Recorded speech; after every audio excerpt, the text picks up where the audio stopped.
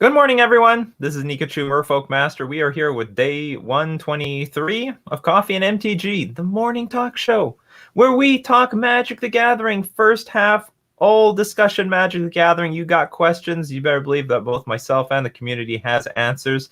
And generally, the second half is Decklist review, but I got to cut it short today because I got an exam.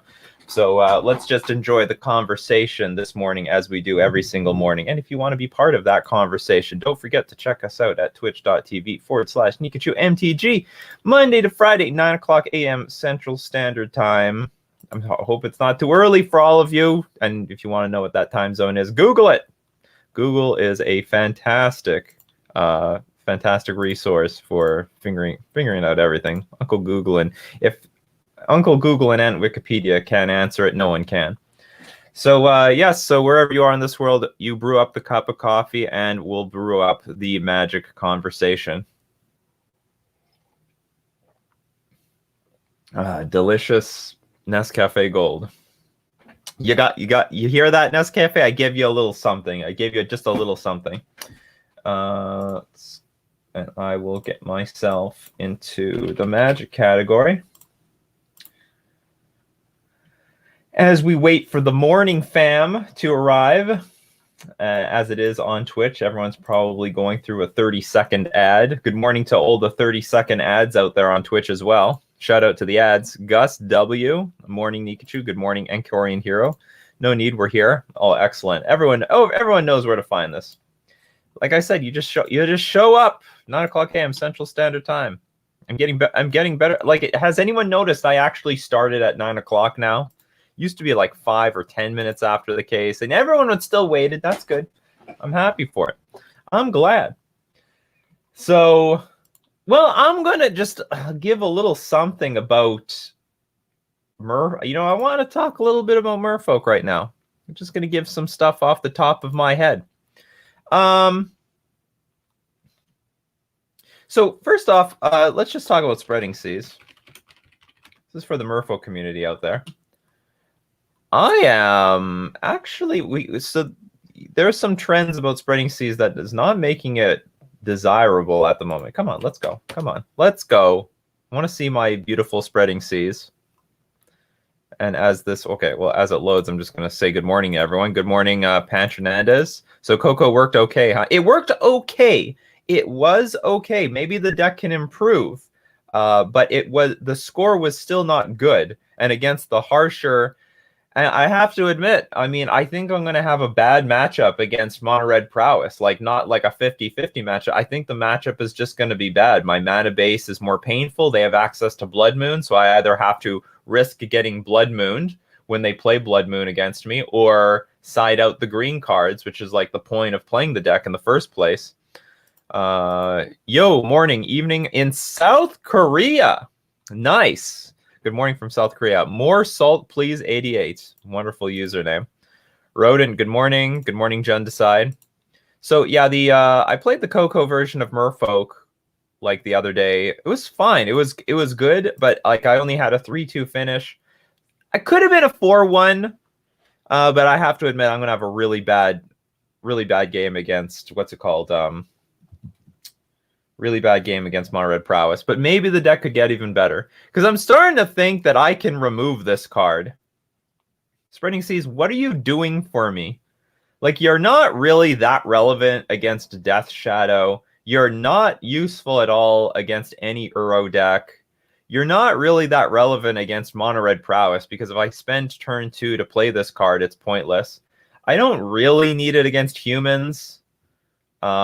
Like the games I win against humans have nothing to do with Spreading Seas. It all has to do with just playing Lords and tapping some stuff down and then going aggro. Like, what else? Where's my top 10 list? I think I have a top 10 list somewhere. Where's Papers? I probably threw it away. The only relevant matchup Spreading Seas is for now is like Tron and Eldrazi Tron, and both of those are like going down in numbers. So maybe I can cut this card? Maybe I can cut this card. It's possible. Yeah, we crushed humans with that Simic Coco deck. So I'm just throwing thoughts out here about Spreading Seas. I don't know if I need this card. What would I replace it with?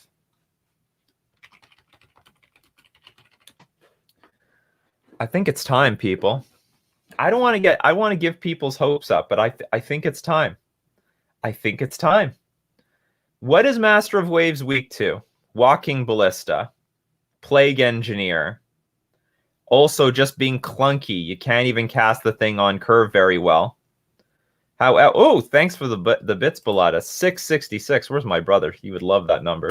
He loves all sorts of numbers. So thank you very much for the bits, Bellata. So, Ballista, Plague Engineer, some aggro, like any sort of Master of Waves is pretty clunky, really hard to get it out on curve. So using it as a 5 or 6 drop is not always reliable.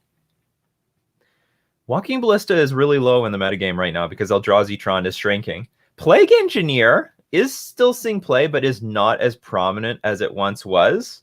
And lastly, we have Glasspool Mimic.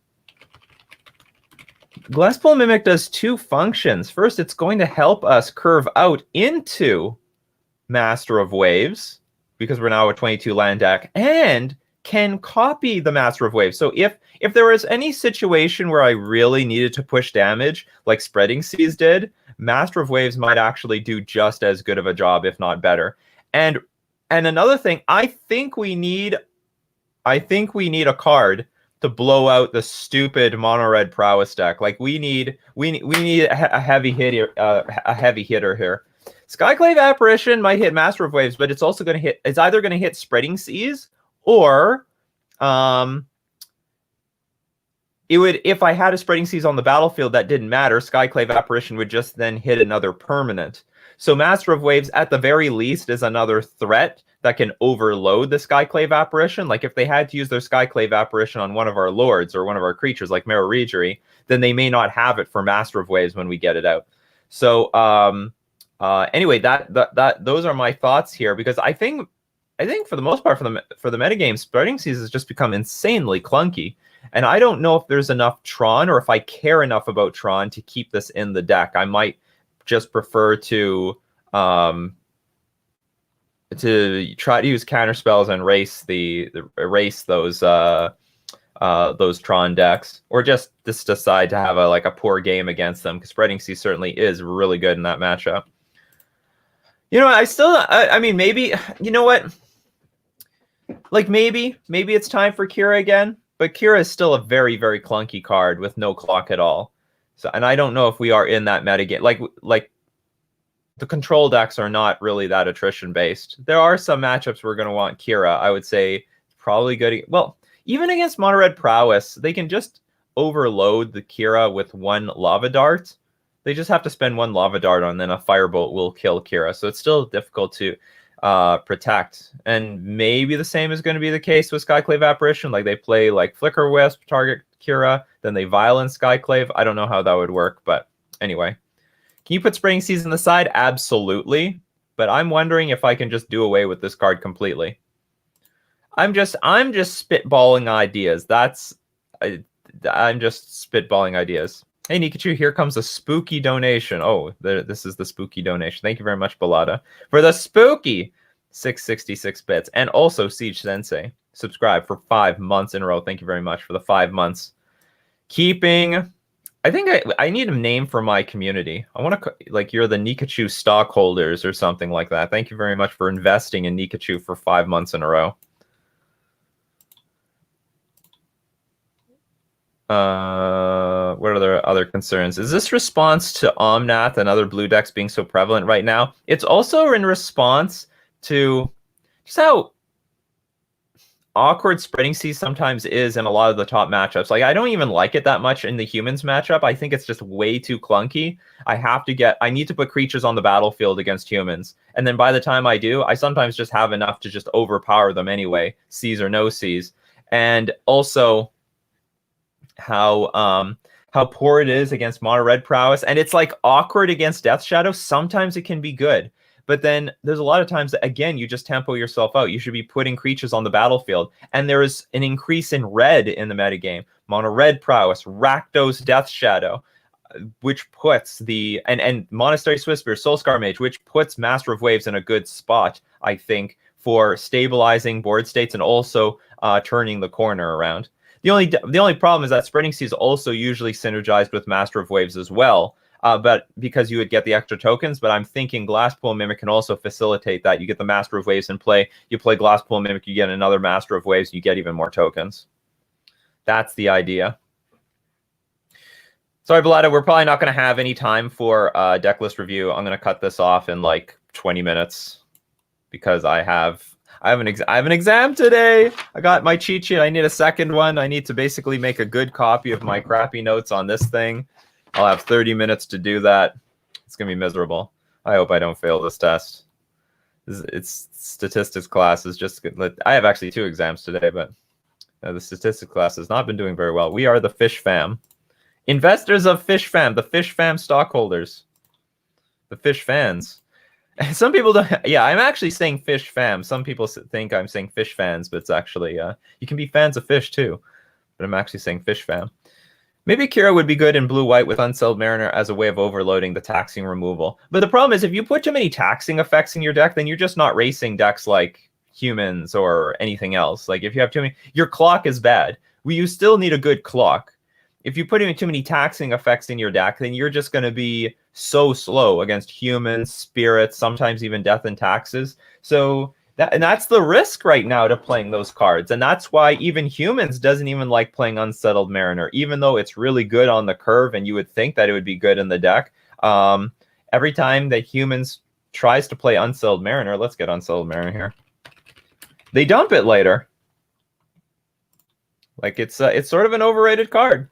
Sort of, the metagame's not ready for Mariner. Or the problem is, like, you know what? If they printed this 4, 5, 6 years ago, this would definitely see play. But today, with so much cheap removal, Lava Dart, Fatal Push, it's ridiculous. There are some effects that this is really good against, like Walking Ballista, because they have to pay 1 for every time they activate it. But like for the most part, this is just not good enough. It's just not good enough. And even in a Spirits deck, it doesn't fly. It doesn't have any built-in evasion. Thank you very much. I'll take it. I need all the luck. It will come down to luck for sure. I have to pick those multiple choice questions correctly because it's all or nothing. It's all or nothing. There's no mercy in this statistics class. Absolutely no fucking mercy. Your work, you don't get any marks for work. Nope. You either have the right answer or you don't. You got 5 choices, A, B, C, or D, or E. Do you think there is a spot for Deathmark or Noxious Grasp better for green decks? I think I know what Deathmark is. Oh yes, destroy target green or white creature. But my question is, what creatures do you want to kill? Like, what does Deathmark kill that a Fatal Push doesn't, for the most part? Like, Fatal Push kills almost everything. Like, Fatal Push can kill an Omnath. Like, there's a very small range of creatures that you would want to kill with Deathmark over Fatal Push, unless this was like Fatal Push 5, 6, 7, or 8. Well, the problem with problem with Deathmarking a Titan is the damage is done. If you're Deathmarking a Titan, that's like almost like a tempo spell. Because they're going to get the lands anyway. They're going to get like Dryad of the Elysian Grove. They'll like get Valakut's if they have Dryad of the Elysian Grove out. They'll get Field of the Dead to stabilize, or they'll get Teleria West in addition to it. But the point is, usually after the Titan hits the battlefield, the damage is done, and you're going to get cooked. So, but what was the other one? Noxious Grasp. This is a card I've heard of, but I don't know what it does. Destroy target destroy target creature or planeswalker that's green or white. You gain 1 life. This one is more useful because you can destroy Teferi Time Raveler, Teferi Hero of Dominaria. You hit a few more things with this. I could approve of this, and it's at instant speed, although it does not very relevant against Teferi Time Raveler. Baneslayer Angel, yeah, but there's not that many Baneslayer Angels in the format. I don't think it's enough to warrant this card. 1 mana, destroy target green or white creature. Just play that. Just play 2 mana. Oh yeah, it kills Ren and 6. That's pretty relevant. Well, the problem with all those things, I mean, I do like killing the planeswalkers anyway. That's fine, but they, of course, Ren and 6 to Fairy Time Reveler will get value no matter what. What about Vendetta? Vendetta seems good, bro. There's just too much better black removal for 1 mana. Losing life equals that creature's toughness is just too much of a beating right now in the format with all the aggro decks. Like Prowess and Death Shadow, like you especially don't want to lose. Like I'm telling you, I don't even like Dismember in my deck because of Scourge of the Skyclaves. You know, I have never felt the disadvantage of taking 4 damage from Dismember stronger than ever before. Now that Scourge of the Skyclaves is in the format, because if my life total is at 20 and my opponent keeps passing the turn back and forth, I get a sense that they have a Scourge of the Skyclaves that is stranded in their hand. But then they play a Monastery Swiftspear. I have to dismember it. I dismember it. I go to 16. Then they play Scourge of the Skyclaves. So now it's pretty relevant. So like any cards that make you lose life, not good. Not good. It's huge liability. You could always try Lurrus Folk to run Path to Exile. And there actually is a huge benefit to playing Path to Exile right now. I actually think Path to Exile for the first time in a very long time is pretty well positioned. You don't take any, well, assuming your mana base is clean enough, you don't take that much damage. And in addition to that, you protect yourself from your opponent's Lurrus, bringing back Scourge of the Skyclaves every single turn. I feel like Path or Apparition are the best options against it. Yep, definitely. Death and Taxes is everything. That's why Death and Taxes is doing so well right now. Doing so well. So, I mean, in response to like Noxious Grasp or was it Deathmark, there's just better options out there. For the like in my opinion, for the most part, that will also hit a wider range of decks. What's the card that like? What are the other black removal spells that also destroy planeswalkers? What's the topic today? Okay, we're gonna have removal. We'll make the topic today removal spells for planeswalkers, particularly in black. What are all the black removal spells? Maybe we'll okay, we got Heroes Down. Okay, Heroes Downfall. I don't doubt that there should be, if you're looking for a removal spell and you want to destroy Planeswalker, this is it. So we have Heroes Downfall, which is fine. It's a little clunky. Let's eliminate. Oh, this is a great one. This is a great one. Destroy target creature or Planeswalker with converted mana cost 3 or less. 3 or less, but we know whatever. Oh yeah, Murderous Rider is great too. It's basically everything they've printed in Standard recently. Oh, Murderous Rider. I really like this one. So this is like Heroes Downfall, except you get a creature out of it. No, you lose 2 life, because the swift end part is destroy target creature or Planeswalker. You lose 2 life. Whatever. You know, that's the price you're going to pay for this thing. But you do get a creature out of it that has lifelink to gain that life back. The Elder Spell. Black, destroy any number of target planeswalkers. Choose a planeswalker you control, put 2 loyalty counters on it. Not too bad. Not very versatile, though. I like all the other ones, Heroes Downfall, Murderous Rider, because you can hit, oh yeah, Blood Chief's Thirst is not too bad. Although it's hilarious, Blood Chief's Thirst. This one is just like saying, destroy target Ren and 6, really. Like, what other planeswalkers cost 2 mana? Like, that's it. Or any notable ones. I mean, I know there's Tybalt, but that one's a pile of trash. So Blood Chief's Thirst also definitely in there. Oh, but although when you kick it, you get, if the spell is kicked, instead destroy target creature or planeswalker, you destroy anything. So actually, Blood Chief's Thirst is very versatile in that way. Sees a lot of modern play. Sees tons of modern play. Oh yeah, Tiny Jace. It's going to have the converted mana cost of, you mean Baby Jace. Baby Jace also has converted mana cost too, so once it flips, you can destroy it. This is actually a really, really good card because it scales. Early on in the game, you get to spend 1 mana, but later on in the game, you can spend 4 mana and you kill anything. Damn it, this thing kills Master of Waves too. Well, so long as they have 4 mana. Anyway, this is very, very good. Yeah, we're going specifically black because the question was about black removal. Abrupt Decay, yeah, I'll take that. We can take off color as long as it still has black in it. Abrupt Decay will count. Also, I guess Maelstrom Pulse as well, as long as it's a 3 mana card. Okay, so we can cheat. We can go black X.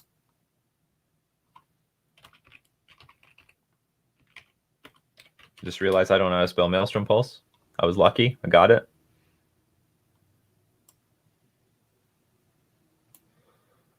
Color hosers? Oh, we'll get to that discussion one day. Tybalt's. The other 2-mana Planeswalker. 2-mana walkers should be Tybalt's, not Wrenn and 6s, yeah. Oh, Dreadbore. Dreadbore's not bad. Actually seeing play right now. I had a Rakdos. I think it was Rakdos Shadow. Oh no, it wasn't Rakdos. It was actually just a Rakdos deck was playing Dreadbore against me. Bedevil. I don't know what this is.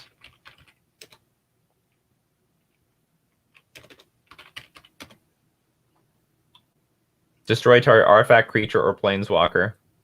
Seems a little clunky. Well, I get actually, you know what? I mean, it's very similar to like Hero's Downfall, but if you're running the red, so I mean, this is just a better Hero's Downfall for the most part.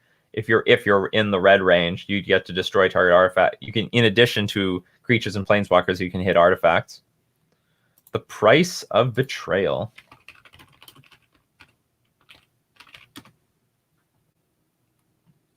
Remove up to 5 counters from target artifact, creature, planeswalker, or opponent. This is sort of a crappy removal spell, in my opinion, but I guess it will do the job most of the time. Interestingly enough, does not deal with Oko. Does not deal with Oko. Oko goes to the +2. Did not deal with it. If only this was 6 counters, maybe Oko would not have been the card that it was. Silumgar's Command.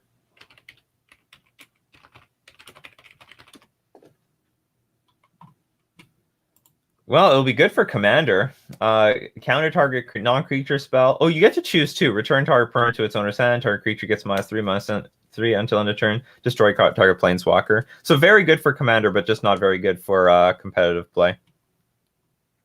Angrass Rampage. Oh, this is actually a very good one. This is a very, very good one. Target, like because if you're in the Rakdos colors, very often your opponent doesn't really have much on the battlefield. So very often this is going to say target player sacrifices an artifact, target player sacrifices a creature, target player sacrifices a planeswalker. Now, if you're in like a Death Shadow or Prowess deck, you definitely want this part of your toolbox, because this is an answer to Chalice of the Void. Very often, if the player has, like, there's so many times where I played Chalice on one and they just played Angrass Rampage and I had to sacrifice my artifact. They say target player sacrifices an artifact. Well, I only have one artifact on the battlefield. Okay, goodbye to Chalice of the Void. But in addition to that, it generally says target player sacrifices a creature, and it basically always says target player, destroy target creature, and it almost always also says destroy target planeswalker, because your opponent's only going to have one planeswalker out. So this is actually a really, really good one. Heartless Act. Destroy target creature with no counters on it, and remove up to 3 counters from target creature. Destroy target creature with no counters on it. This does not kill planeswalkers. It is a great card, but not a planeswalker killer. Anguished Unmaking. Exile target non-land permanent. You lose 3 life.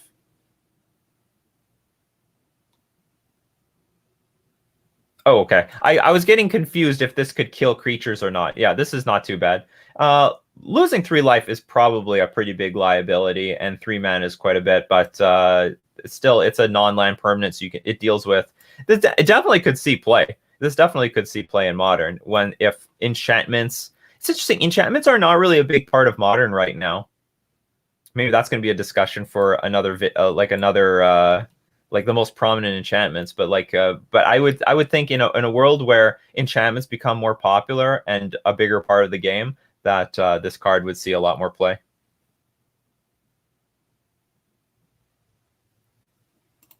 Edict effects are good only as your 7th to 8th onwards removal. I don't think that's entirely true. I think you can use Edict effects on your first or 2 turns because your opponent might tap out for a Tarmogoyf and you just make them sacrifice and that's it. Oh yeah, I forgot about Utter End. Is that not 4 mana though? Utter End, exile target non-land permanent. See, that might be just the more expensive, clunkier version of Anguish Unmaking. Ooh, Vampire. So for the Vampire community out there, this is a very good way of dealing with Planeswalkers because you sacrifice it, remove all counters from target permanent, but you get a 2 mana 2/1 body attached. Hex Parasite. Forget what this card does. Oh yeah, remove up to X counters from target permanent. For each counter remove this way, Hex Parasite gets +1/+0 until end of turn. Actually, not a bad answer to Planeswalkers. And this sort of, I didn't even think about this. I thought it was just a random way to like lower the life total of a Death Shadow player. But now I get it. There's actually an actual utility to this. Could Vindicate be in Modern Horizons 2? Seems fair. Yes, it absolutely could. Elder spell. Oh yeah, we looked at this. Destroy any number of target Planeswalkers, but bit narrow. Yeah, the Vampire Hexmage kills Planeswalkers. You can respond with Vile and kill the Planeswalker same turn. Well, you can respond with Vile because once the Planeswalker resolves, your opponent will always have priority, and they get to use at least one of the abilities. You can, of course, in response to their ability or at end of turn, you can get rid of the thing. What's the 4 mana blue-white one? I'm not sure which one this is called. Oh, so there was Cataclysm named.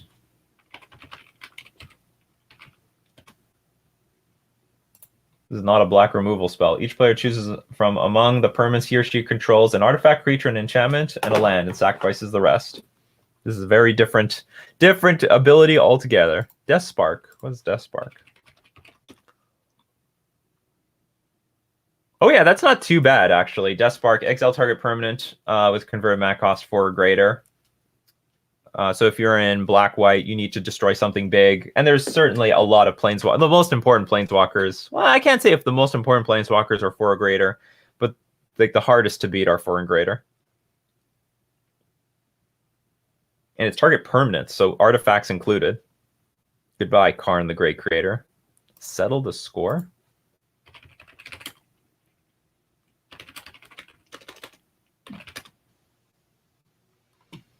Exile target creature, put 2 loyalty counters on a Planeswalker you control. I think that's a bit too much. Also, this has nothing to do... Are you just like looking up Planeswalker in black removal? This doesn't even kill a Planeswalker. This doesn't even kill a Planeswalker. Yeah, actually not that one. That's correct. Whoops.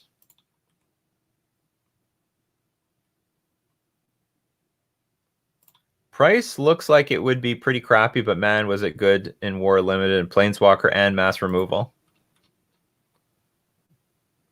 Shadow's Verdict. Oh, you put the wrong one. Exile all creatures and Planeswalkers with converted mana cost 3 or less from battlefield, and all creature and Planeswalker cards with converted mana cost 3 or less from all graveyards. Good commander card, but definitely not good enough for competitive play. 5 mana is just way too much. And also, it doesn't at 5 mana, you don't even deal with the actual relevant Planeswalkers you want to deal with at that mana scale. Okay, guys, you wanted the real Blackwalker removal? It's Nicol Bolas, the Planeswalker. I don't understand why Surgical Extraction isn't played by more decks in Modern, because the effect is really narrow. Removing just 1 card from somebody's deck is not impactful enough to win the game. For the most part, what you want to deal with is whatever's on the board. You have to answer what's on the board, not what's in someone's hand, what's in their library. So the situations that surgical extraction, let's get surgical extraction up here. The times that surgical extraction are good is when you have to deal with a particular card that's in someone's graveyard that is about to make a big impact onto the battlefield. So when surgical extraction was very popular, it's the format is full of prized amalgam.